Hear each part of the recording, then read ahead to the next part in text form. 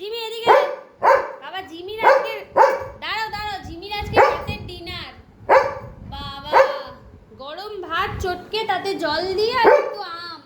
আমার জিমির আম ফেভারিট তো। হ্যাঁ, চটকে দাও, আমটা চটকে দাও, নাহলে ও টুকুস করে তুলে খেয়ে নেবে।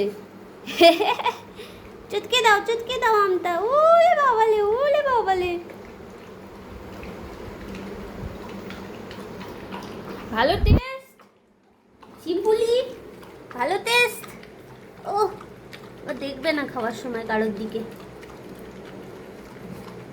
ও বাবা, আমগুলো বেছে বেছে খেয়ে নিস না।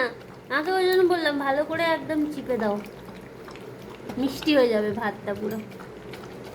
বাবা, স্পেশাল।